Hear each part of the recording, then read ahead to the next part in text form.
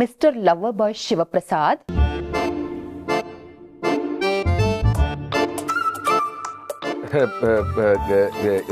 ಗಿರಿ, ನೀನೇನು ಮಲಗಿಲ್ವಾ? ಮಲಗಿದ್ದೆ, ಆದ್ರೆ ನಿದ್ದೆ ಮಾಡ್ತಾ ಇರ್ಲಿಲ್ಲ. ಅಯ್ಯೋ ಭಗವಂತ, ಗ್ಯಾಪಲ್ಲಿ ನನ್ನ ಬಾಯಲ್ಲೇ ಫ್ಲಾಶ್ ಬ್ಯಾಕ್ ಕೇಳಿಸ್ಬಿಟ್ಟು ನನ್ನನ್ನು ಸಿಕ್ಕಾಕ್ಸಿ ನೀನು ಎಸ್ಕೇಪ್ ಆಗ್ಬಿಟ್ಯಾ? ಗಿರಿ, ನೀನು ಮಲ್ಕೋ, ಪಾಪ ಕೈ ನೋವು ಅಂತ ಹೇಳ್ತಾ ಇದ್ದೆ. ಮಲ್ಕೋತೀನಿ. ಈಗ ನೀವು ಮಲಗ್ಲಿಲ್ಲ ಅಂದ್ರೆ ನಾನು ಮಲ್ಕೊಳ್ತೀನಿ, ನೀನು ಮಲ್ಕೋ. Good night. ನಿಂತ್ಕೊಂಡು ಮಲ್ಕೊಳ್ಳೋದಲ್ಲ, ಮಲ್ಕೊಂಡು ಮಲ್ಕೊಳ್ಳಿ ಅಂದಿದ್ದು. ಅಫ್ಕೋರ್ಸ್, ಮಲ್ಕೊಂಡೆ ಮಲ್ಕೋಬೇಕಲ್ವಾ? I will do that.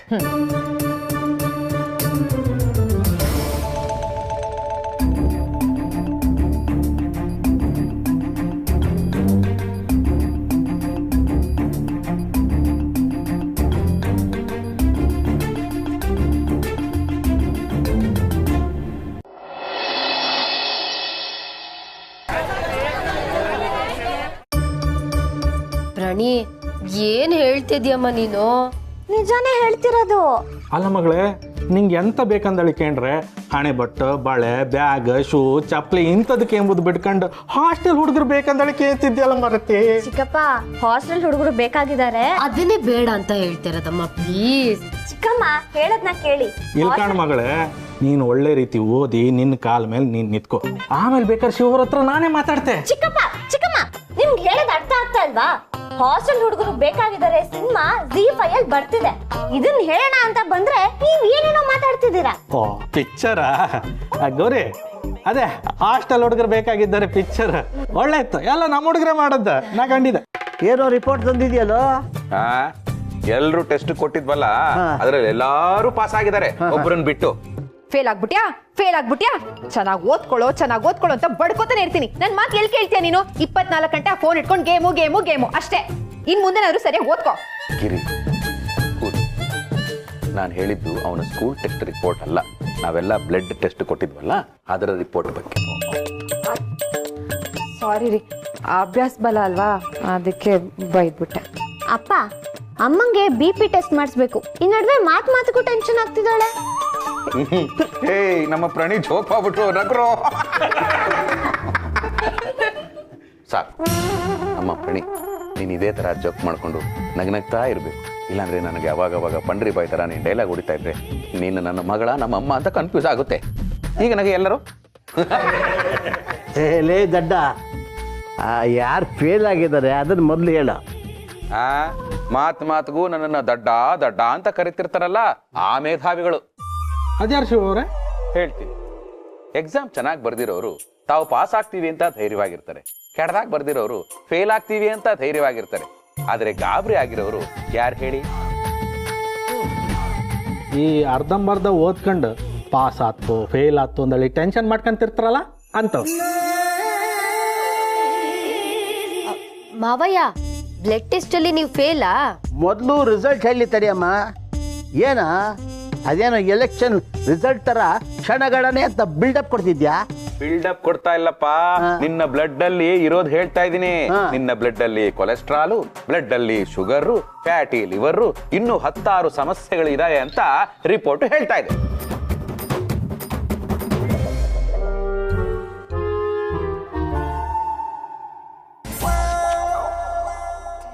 ದೇವ್ರೆ, ಇವಾಗ ಏನ್ ಮಾಡ್ಬೇಕಂತ್ರಿ?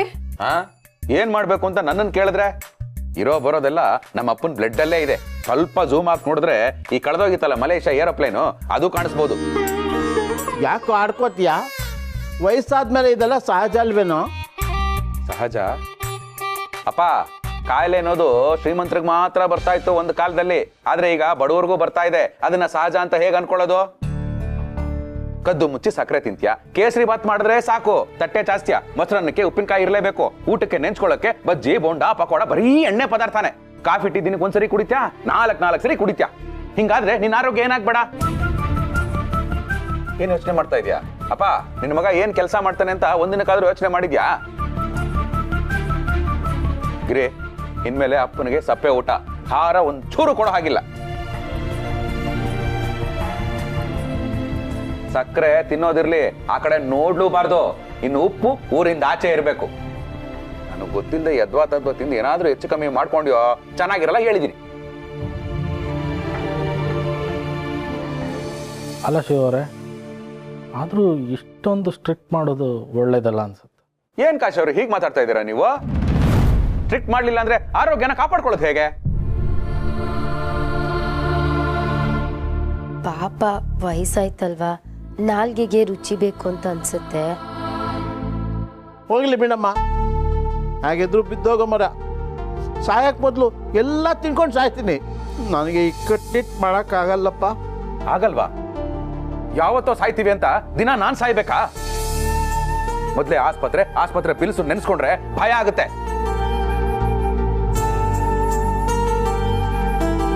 ಅಪ್ಪ, ಈ ಮನೆಗೆ ತಗೊಂಡಿರೋ ಸಾಲ ಇನ್ನೂ ತೀರಿಲ್ಲ. ತಗೊಂಡಿರೋ ಸಾಲಗಳಿಗೆ ತಿಂಗಳ ಬಡ್ಡಿ ಕಟ್ತಾನೇ ಇದ್ದೀನಿ. ಈ ಗ್ಯಾಪ್ ಅಲ್ಲಿ ನಿನ್ನ ಆರೋಗ್ಯಕ್ಕೆ ಏನಾದ್ರು ಹೆಚ್ಚು ಕಮ್ಮಿ ಆದ್ರೆ ಎಲ್ಲಿ ಹೋಗಿ ಸಾಯ್ಲಿ ನಾನು?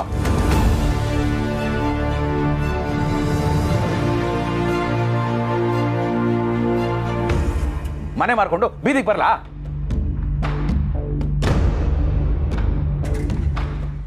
ಆಗಲ್ಲ. ಸುಮ್ಮನೆ ಕೋಪ ಬರ್ಸ್ಬೇಡ ನನಗೆ ನೀನು. ಗಿರಿ, ಕರೆಕ್ಟಾಗಿ ಹೇಳ್ತಾ ಇದ್ದೀನಿ, ನನ್ನ ಮಾತು ಮೀರೋ ಹಾಗಿಲ್ಲ. ಏನಾದ್ರು ಕೇಳಿದ್ರು ಅಂತ ಕೊಡ್ಕಿಟ್ಬಿಟ್ಟಿರ. ಆಫೀಸ್ಗೆ ಹೋಗಿ ಬರ್ತೀನಿ.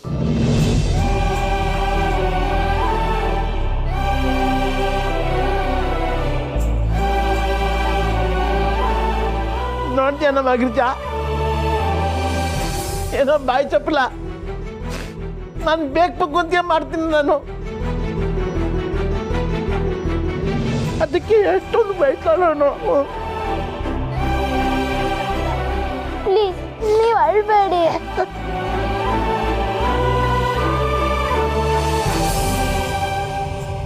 ಭಾವ, ನೊಂದ್ಕೋಬೇಡಿ ನೀವು. ಅವ್ರು ಹೇಳಿದ್ದು ನಿಮ್ ಒಳ್ಳೇದಕ್ಕೆ ಅಲ್ವಾ? ಪ್ಲೀಸ್ ಬೇಜಾರು ಮಾಡ್ಕೋಬೇಡಿ.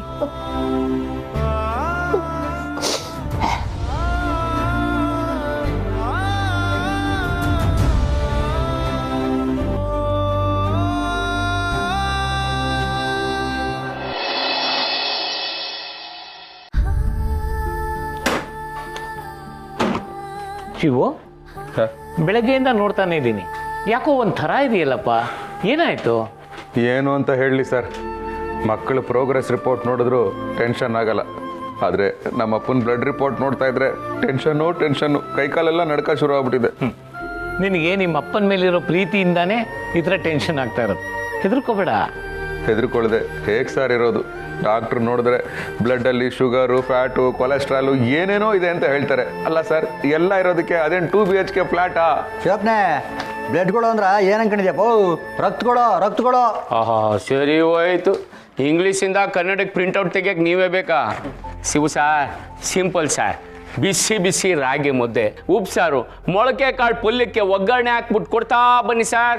ಅಷ್ಟೇ ಅಲ್ಲ ಸಾರ್, ಭಾನುವಾರದೊತ್ತು ಬೆಳಿಗ್ಗೆನೆ ಕಾಲ್ ಸೂಪ್ ಕೊಡ್ತಾ ಬಂದ್ರೆ ಮುಗೀತು ಕತೆ ಸಾರ್. ಅಪ್ಪಂದ ಅಲ್ಲ ಸಾರ್, ಕಾಯಿಲೆದು ಸಾರ್. ಈ ಶುಗರ್ ಅನ್ನೋದು ತಲೆ ಕೆಡಿಸ್ಕೊಳ್ಳೋ ವಿಷಯ ಅಲ್ಲ ಸಾರ್. ಆದ್ರೂ ನಮ್ಮ ಶಿವಪ್ಪನು ಇತ್ತೀಚೆಗೆ ಶುಗರ್ಗಳಕ್ಕ ಯಾಕೆ ಇಷ್ಟೊಂದು ತಲೆಗಳು ಕೆಡ್ಸ್ಕೊತಾವನೆ ಅಂತ ಗೊತ್ತಾಯ್ತಲ್ರಪ್ಪ. ತಲೆ ಕೆಡಿಸ್ಕೊಳ್ದೆ ಇನ್ನೇನು ಮಾಡಲಿ ಬಾಬು? ಈ ಬ್ಲಡ್ಡಲ್ಲಿ ಅದೇನೋ WBC, RBC, HCT, HGT ಅಂತ 1000 ಹೇಳ್ತಾರೆ. ಅಲ್ಲ, ಇದನ್ನೆಲ್ಲ ಕೇಳಿಸ್ಕೊಳ್ತಾ ಇದ್ರೆ ಇದೇನು ಬ್ಲಡ್ಡಾ ಇಲ್ಲ ಮಾರ್ಕೆಟಿಗೆ ಬಂದಿರೋ ಮೊಬೈಲ್ ಬ್ರ್ಯಾಂಡ್ ಅಂತ ಕನ್ಫ್ಯೂಸ್ ಆಗುತ್ತೆ. ವಯಸ್ಸಾದ್ಮೇಲೆ ಇದೆಲ್ಲ ಸಹಜನಪ್ಪ ಶಿವು. ನೀನು ವಿನಾಕಾರಣ ಟೆನ್ಷನ್ ಮಾಡ್ಕೋತಾ ಇದೀಯಾ? ಇಲ್ಲ ಸರ್, ನಾನು ಚಿಕ್ಕ ವಯಸ್ಸಲ್ಲಿ ಸಾಯಿ ಕುಮಾರ್ ಅವ್ರ ಸಿನಿಮಾಗಳು ತುಂಬ ನೋಡ್ತಾ ಇದ್ದೆ. ಒಂದು ಸಿನಿಮಾದಲ್ಲಿ ಅವರು ರೋಡಲ್ಲಿ ಹೋಗ್ತಾರೆ, ಇಬ್ಬರನ್ನ ಕರೆದ್ಬಿಟ್ಟು ಕೈ ಕುಯ್ದ್ಬಿಟ್ಟು ಕೇಳ್ತಾರೆ, ಹಿಂದೂ ರಕ್ತ ಮುಸ್ಲಿಂ ರಕ್ತ ಎಲ್ಲ ಒಂದೇ ಥರ ಇದೆ, ನಾವೆಲ್ಲರೂ ಒಂದೇ ಅಂತ ಹೇಳ್ತಾರೆ. ಅಲ್ಲ ಸರ್, ನಾವೆಲ್ಲ ಒಂದೇ ಆದಮೇಲೆ ನಮ್ಮ ಅಪ್ಪನ ಬ್ಲಡ್ಡಲ್ಲಿ ಶುಗರು, ಇನ್ನೊಬ್ಬರ ಬ್ಲಡ್ಡಲ್ಲಿ ಕೊಲೆಸ್ಟ್ರಾಲು, ಮತ್ತೊಬ್ಬರ ಬ್ಲಡ್ಡಲ್ಲಿ BP, ಇದೆಲ್ಲ ಹೇಗೆ ಸರ್ ಇರೋಕ್ಕೆ ಸಾಧ್ಯ? ಅಲ್ಲ ಶಿವಪ್ನೆ, ಚಡ್ಡಿಗಳು ಮಾರ್ಬಿಡ್ತೀನಿ, ಆದರೆ ಫಿಸಿಕ್ಸ್ಗಳೆಲ್ಲ ಹೇಳ್ಬೇಡಪ್ಪ. ಬಾಬುಗಳೇ, ಅದು ಫಿಸಿಕ್ಸ್ ಎಲ್ಲ ಕೆಮಿಸ್ಟ್ರಿ. ರಾಮಯ್ಯ, ಅದು ಫಿಸಿಕ್ಸು ಅಲ್ಲ, ಕೆಮಿಸ್ಟ್ರಿನೂ ಅಲ್ಲ, ಅದು ಬಯಾಲಜಿ. ಶಿವು ಸರ್, ತಂದೆ ತಾಯಿ ಆರೋಗ್ಯದಲ್ಲಿ ವ್ಯತ್ಯಾಸ ಆದಾಗ ಮಕ್ಕಳು ರೂಡಾಗಿ ಬಿಹೇವ್ ಮಾಡೋದು ತುಂಬ ಕಾಮನ್. ಬಟ್ ಆ ತಪ್ಪನ್ನ ನೀವು ಮಾಡಬೇಡಿ ಸರ್. ನಿಮ್ಮ ತಂದೆಗೆ ಪ್ರೀತಿಯಿಂದ ಹೇಳಿ, ಒಂದು ಚಿಟಿಕೆ ಉಪ್ಪು ತಿಂದರು, ಒಂದು ಕಾಳು ಸಕ್ಕರೆ ತಿಂದರು, ಶತ್ರುಗಳ ಹಾಗೆ ಮೈಮೇಲೆ ಹಾರೋ ಬದಲು ಅವ್ರಿಗೆ ಪ್ರೀತಿಯಿಂದ ಹೇಳಿ ಅರ್ಥ ಮಾಡಿಸಿ ಸರ್. ಹೌದಪ್ಪ ಶಿವು, ನನಗೂ 60 ದಾಟಿದೆ. ಆದರೂ ನನ್ನ ಮನೆ ಪರಿಸ್ಥಿತಿ ನೋಡಿ ದೊಡ್ಡ ಬಾಸ್ ಇನ್ನೂ ನನ್ನನ್ನು ಕೆಲಸದಲ್ಲಿ ಇಟ್ಕೊಂಡಿದ್ದಾರೆ. ನನಗೆ ನಿಮ್ಮ ತಂದೆ ಪರಿಸ್ಥಿತಿ ಅರ್ಥ ಆಗತ್ತಪ್ಪ. ನನಗೂ ಶುಗರು BP ಎಲ್ಲ ಇದೆ, ನಾಲ್ಗೆ ಚಪಲಾನೂ ಇದೆ. ಅದೇ ಚೆನ್ನಾಗಿ ತಿಂದು ಆರೋಗ್ಯ ಹಾಳಾದರೆ ನಾನೇ ತಲೆ ಕೊಡಬೇಕು ನೋಡು. ಆ ಭಯದಿಂದ ಸುಮ್ಮನಾಗಿರ್ತೀನಿ. ನಿಮ್ಮ ತಂದೆನೂ ಹಾಗೆ ಯೋಚನೆ ಮಾಡಿರ್ತಾರೆ, ತಲೆ ಕೆಡ್ಸ್ಕೊಬೇಡ. ನೀವೇನೋ ಸುಲಭವಾಗಿ ಹೇಳ್ತೀರಾ ಸರ್, ಆದರೆ ನಾನು ಇಷ್ಟೇ ಸುಲಭವಾಗಿ ನಮ್ಮ ಅಪ್ಪನ ಹತ್ರ ಹೋಗಿ ಹೇಳಿದ್ರೆ ನಮ್ಮಪ್ಪ ನನಗೇ ಬೈತಾರೆ. ಅಯೋಗ್ಯ, ದಡ್ಡ, ನೀನು ಒಳಚರಂಡಿ ಮಂಡಳಿಯಲ್ಲಿ ಇದ್ದಿದ್ರೆ ಇಷ್ಟೆಲ್ಲ ಆಗ್ತಿತ್ತೇನೋ ಅಂತ ನನ್ನ ಮಕ್ಕಕ್ಕೆ ಹೋಗಿದ್ದಾರೆ ಸರ್. ಅದಕ್ಕೆ ಸರ್ ಅವ್ರನ್ನ ಸ್ಟ್ರಿಕ್ಟಾಗಿ ನೋಡ್ಕೋಬೇಕು. ನನಗೆ ಅಮ್ಮ ಇಲ್ಲ, ಅಪ್ಪ ಅಮ್ಮ ಎಲ್ಲ ಅವರೇ. ಅವ್ರಿಗೇನಾದರೂ ಆಗ್ಬಿಟ್ರೆ ನಾನು ಹೇಗೆ ಸರ್ ಬದುಕಿರ್ಲಿ?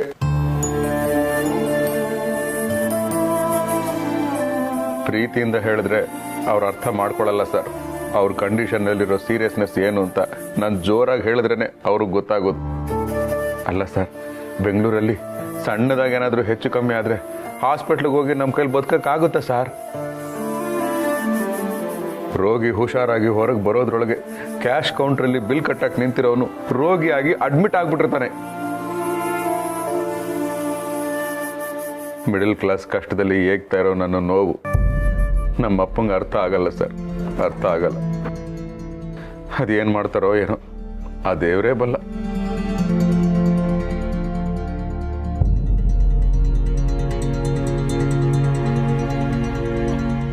BP, ಶುಗರು, ಕೊಲೆಸ್ಟ್ರಾಲ್ ಈ ಮಾತ್ರೆಗಳನ್ನು ದಿನಕ್ಕೆ 3 ಸಲ ತಗೋಬೇಕು. ಅಂದರೆ ತಿಂಗಳಿಗೆ ಸಾವಿರಾರು ರೂಪಾಯಿ ಖರ್ಚು ಬರುತ್ತೆ. ಕೆಟ್ಟಿರೋದು ನನ್ನ ಆರೋಗ್ಯ, ಆದರೆ ಈ ಮಾತ್ರೆಗೆಲ್ಲ ನನ್ನ ಮಗನೇ ಹಣ ಖರ್ಚು ಮಾಡಬೇಕು.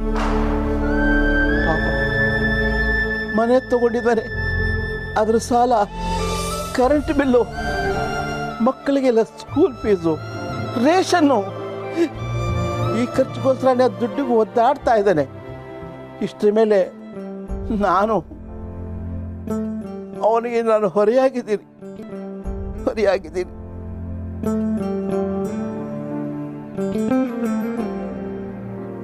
ಹೌದು, ಅವನು ಬೈತಾನೆ, ರೇಗ್ತಾನೆ. ಯಾಕೆಂದ್ರೆ ಅಪ್ಪನ ಆರೋಗ್ಯ ಸರಿಗಿರ್ಲಿ ಅಂತ ತಾನೆ ಅವನು ಬೈತಿದ್ದು. ಅದನ್ನು ನಾನು ಅರ್ಥ ಮಾಡ್ಕೋಬೇಕು. ಹೌದಪ್ಪ, ಏನ್ ಮಾಡೋದು?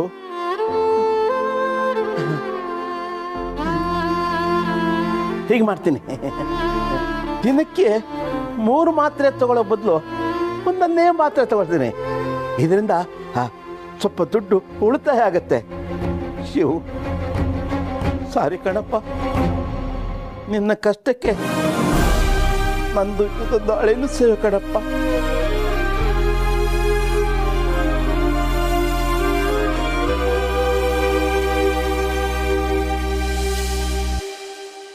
ಸಭಾಸದರಿಗೆ ನಮಸ್ಕಾರಗಳು.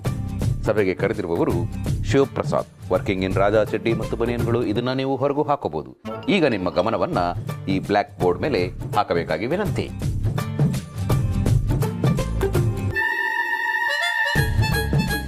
ಆಕಂತ ಅಪ್ಪ ಯಾಕೆ ಬರೀತಿದ್ದಾರಕ್ಕ? ಅಕ್ಕ ಅಂತ ಬರೆಯೋಕೆ ಆಕಂತ ಸ್ಪೆಲ್ಲಿಂಗ್ ಮಿಸ್ಟೇಕ್ ಮಾಡ್ತಿದ್ದಾರೆ ಅನ್ಕೋತೀನಿ. ಪ್ರಾಣಿ, ಅಪ್ಪನ ತಪ್ಪನ್ನ ಹಾಗೆಲ್ಲ ಕಂಡುಹಿಡಿಬಾರ್ದು. ತಪ್ಪು. ಸಾರಿ ಅಮ್ಮ, ಹಿಡಿಯಲ್ಲ. ಏನೋ ಆಕಂತ ಬರ್ದಿದ್ಯಾ? ಯಾರಿಗೆ ಹಾಕ್ಬೇಕು, ಏನು ಹಾಕ್ಬೇಕು? You have totally mistaken. Let me explain. A for ಅಪ್ಪ, A for ಆಹಾರ, K for ಕ್ರಮ. ಅಪ್ಪನ ಆಹಾರ ಕ್ರಮದ ಶಾರ್ಟ್ ಫಾರ್ಮೇ ಆಕ್. ನಾನೇ ಕಂಡಿಡ್ತಿರೋದು.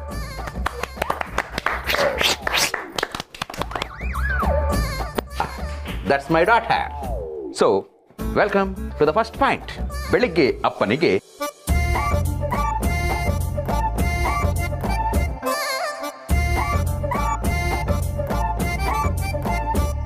ನನ್ನ ಕ್ಲಾಸಲ್ಲಿ ನಿದ್ದೆ ಮಾಡಕ್ಕೆ ಎಷ್ಟೋ ಧೈರ್ಯ ನಿನಗೆ? ಅಯ್ಯೋ ಅಪ್ಪ, ನನ್ನ ಕ್ಲಾಸಲ್ಲೂ ಹಿಂಗೆ ಮಲ್ಗೋದು. ಅದಕ್ಕೆ ಮಾರ್ಕ್ಸ್ ಹೆಂಗೆಂಗೋ ಬರ್ತಾ ಇದ್ದಿದ್ದು. ಅಪ್ಪ ಕ್ಯಾರಿ ಆನ್. ಕೊಡೋದು.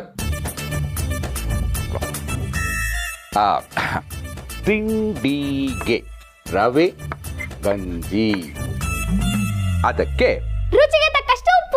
ತಪ್ಪು. ಉಪ್ಪು ಹಾಕಲೇಬಾರದು. ಅಯ್ಯೋ ಪಾಪಿ, ಯಾಕೋ ನನ್ನ ಮೇಲೆ ಇಷ್ಟೊಂದು ದ್ವೇಷ?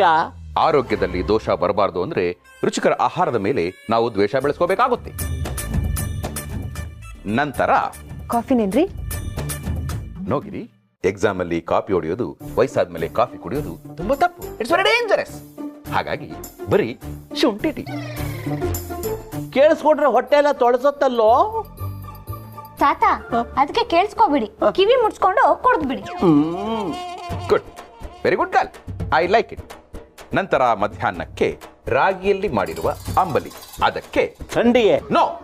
ಸಂಡಿಗೆ ಬ್ಯಾನ್, ಆಯಿಲ್ ಐಟಮ್ಸ್ ಬ್ಯಾನ್, ಎಣ್ಣೆ ಪದಾರ್ಥ ಬಿಲ್ಕುಲ್ ನೋ. ಅಂಬಲಿಗೆ ಮಜ್ಜಿಗೆ, ಕೂಲ್ ಕೂಲ್. ಬರೀ ಅಂಬ್ಲಿ ಗಂಜಿ ಕುಡ್ಕೊಂಡಿರೋದು ಕಷ್ಟ ಆಗತ್ತೆ ಅಲ್ವಾ? ಹೌದಮ್ಮ, ನೀನಾದ್ರೂ ಹೇಳು. ರೀ ಗಿರಿ, ಡೋಂಟ್ ವರಿ. ಅಂಬಲಿ ಜೊತೆಗೆ ಮೆನುವಲ್ಲಿ ಹಾಗಲಕಾಯಿ ಜ್ಯೂಸ್ ಇದೆ, ಆದ್ರೆ ಅದನ್ನ ಹೆಚ್ಚಿಗೆ ಕೇಳೋ ಹಾಗಿಲ್ಲ, ಅದು ಸಂಜೆಗೆ ಮಾತ್ರ. ಕಹಿ ಕಹಿ. ಸಕ್ಕರೆ ತಂದ್ಕೊಡ್ತೀನಿ ತಾತ. Shut up, you nonsense of the son of Shivaprasad. ಸಕ್ಕರೆ ಅಂತೆ, ಸಕ್ಕರೆ. ಏಕೆ ಕೊಡಬೇಕು ಸಕ್ಕರೆ? ಅವರ ಶುಗರ್ ಲೆವೆಲ್ ಎದ್ದರೆ ನನ್ನ ಜೇಬಿಗೆ ತೊಂದರೆ. ಸಕ್ಕರೆ ಅಂತೆ, ಸಕ್ಕರೆ. 4 ಬಿಟ್ಟರೆ. ಅಪ್ಪ, ಹಾಗಿದ್ರೆ ತಾತಂಗೆ ಉಪ್ಪು, ಖಾರ, ಸಕ್ಕರೆ 3 ಇಲ್ವಾ? ಎಸ್, 3 ಬಿಟ್ಬಿಡ್ಬೇಕು. 3 ಬಿಟ್ರೆ 3 ಬಿಟ್ಟಿರುವಂತ ಜನ ಆಡ್ಕೊಳ್ಳಲ್ವೇನೋ? ಆಡ್ಕೊಳ್ಳೋ ಜನ ಆಸ್ಪತ್ರೆ ಬಿಲ್ ಕಟ್ಟಲ್ಲ. ದಿನ ಬೆಳಗ್ಗೆ ಎದ್ದು ವಾಕಿಂಗ್ ಮಾಡ್ಬೇಕು, ಸೊಪ್ಪು ಸೆದೆ ತಿನ್ಬೇಕು, ಗೆಡ್ಡೆ ಗೆಣಸು ತಿನ್ಬೇಕು. ಓಕೆ ರೀ, ಅದೆಲ್ಲ ಕಾಡ್ ಮನುಷ್ಯರು ತಿನ್ನೋದಲ್ವಾ? ಅಫ್ಕೋರ್ಸ್, ಅದಕ್ಕೆ ಅವರಷ್ಟೊಂದು ಆರೋಗ್ಯವಂತರಾಗಿರೋದು. ಇವತ್ತಿನ ಜಗತ್ತಿನಲ್ಲಿ ಯಾರು ಆರೋಗ್ಯವಂತರಾಗಿರುತ್ತಾರೋ ಅವರಂತಹ ಪುಣ್ಯವಂತರು ಮತ್ತೊಬ್ಬರಿಲ್ಲ. ವೆಲ್, ನಿಮ್ಮ ಮಾಹಿತಿಗೆ ಒಂದು ವಿಷಯ ತಿಳಿಸ್ತೀನಿ, ಗಮನ ಇಟ್ಟು ಕೇಳಿಸ್ಕೊಳ್ಳಿ. ಈ ಶುಗರ್ ಅನ್ನೋದು ಬರೀ ಮನುಷ್ಯರಿಗೆ ಮಾತ್ರ ಅಲ್ಲ, ಆನೆಗೂ ಬರುತ್ತೆ. ಒಂದು ಸಾರಿ ಆನೆಗೆ ಶುಗರ್ ಟೆಸ್ಟ್ ಮಾಡಿದ ರಿಸರ್ಚ್ ಟೀಮ್ಗೆ ಒಂದು ಸತ್ಯ ಗೊತ್ತಾಗಿದೆ. ಯಾವ ಆನೆ ಕಾಡಿನಲ್ಲಿ ತನ್ನ ಪಾಡಿಗೆ ತಾನು ಕಿಲೋಮೀಟರ್ ಗಟ್ಟಲೆ ಓಡಾಡಿಕೊಂಡು ಸೊಪ್ಪು ಸೆದೆ ಗೆಡ್ಡೆ ಗೆಣಸು ತಿಂದುಕೊಂಡಿತ್ತು, ಆ ಆನೆಗೆ ಶುಗರ್ ಇರಲಿಲ್ಲ. ಆದರೆ ಸಾಕಿದ ಆನೆ, ಅಂದರೆ ಅಕ್ಕಿ, ಬೆಲ್ಲ, ಕೊಬ್ಬರಿ, ಸಕ್ಕರೆ ಕೊಟ್ಟು ಸಾಕಿರುವ ಆನೆಗೆ ಶುಗರ್ ಇತ್ತಂತೆ. ಹಾಗಾಗಿ ಮನುಷ್ಯ ಹೆಚ್ಚು ಹೆಚ್ಚು ವಾಕ್ ಮಾಡಬೇಕು, ಹೆಚ್ಚಾಗಿ ಸಸ್ಯಾಹಾರವನ್ನೇ ಸೇವಿಸಬೇಕು. ಈ ಪಥ್ಯ ಎಲ್ಲ ನನ್ನ ಕೈಯಲ್ಲಿ ಮಾಡೋಕ್ಕಾಗಲ್ಲಪ್ಪ. ಇರೋದೊಂದು ಜೀವನ, ಅದಕ್ಕೆ ಯಾಕೋ ಇಷ್ಟೊಂದು ಕಷ್ಟಪಡಬೇಕು? ಈ ವಯಸ್ಸಿನಲ್ಲಾದರೂ ನೆಮ್ಮದಿಯಾಗಿ ಬಾಯಾಡಿಸ್ಕೊಂಡು ಬಿದ್ದಿರ್ತೀನಿ ಬಿಡೋ. ಹಲೋ ಪಿತಾಜಿ, ಮನುಷ್ಯನಿಗೆ ಖದರ್ ಇದ್ರೂ ಪರವಾಗಿಲ್ಲ, ಆದರೆ ಬಾಡಿಯಲ್ಲಿ ಶುಗರ್ ಇರಬಾರ್ದು. ವಾಟ್ಸಪ್ ಅಲ್ಲಿ DP ಇಲ್ಲದೆ ಇದ್ರೂ ಪರವಾಗಿಲ್ಲ, ದೇಹದಲ್ಲಿ BP ಇರಬಾರ್ದು. ಜೀವನದಲ್ಲಿ ಮೈಲ್ ಸ್ಟೋನ್ ಇಲ್ಲ ಅಂದ್ರೂ ಪರವಾಗಿಲ್ಲ, ಆದರೆ ಬಾಡಿಲಿ ಕಿಡ್ನಿ ಸ್ಟೋನ್ ಇರಬಾರ್ದು. ಎಳ್ನೀರಲ್ಲಿ ಸ್ಟ್ರಾ ಇರ್ಬೋದು, ಆದ್ರೆ ಬಾಡಿಲಿ ಕೊಲೆಸ್ಟ್ರಾಲ್ ಇರಬಾರ್ದು. ಚಿಕ್ಕ ಚಿಕ್ಕ ವಯಸ್ಸಲ್ಲೇ ಇದ್ಕಿದ್ದಾಗೆ ಜನ ಸಾಯ್ತಿದ್ದಾರೆ ಅನ್ನೋ ಟೆನ್ಷನ್ ನಾನಿದ್ರೆ ಆಗಲ್ಲ ಅಂತೆ, ಆಗಲ್ಲ. ನೋಡುಗ್ರಿ, ಇದು ಅಪ್ಪನ ಆಹಾರ ಕ್ರಮ, ಇದು ಫೈನಲ್. ಇದನ್ನ ಬಿಟ್ಟು ಬೇರೆ ಏನಾದರೂ ಕೊಟ್ಟರೋ ನನಗೆ ಕೆಟ್ಟ ಕೋಪ ಬರುತ್ತೆ. ಹಾಗಾಗಿ ಸಭಾಸದರು ಈ ಒಂದು ಆಕ್ನ ಕಾಪ್ ಮಾಡಬೇಕು. ಕಾಪ್ ಅಂದ್ರೆ ಅಪ್ಪ? ಕರೆಕ್ಟ್ ಆಗಿ ಫಾಲೋ ಮಾಡಿ ಮಾಡಬೇಕು. ನಾವು ದ ಕ್ಲಾಸ್ ಇಸ್ ಡಿಸ್ಪರ್ಸ್ಡ್.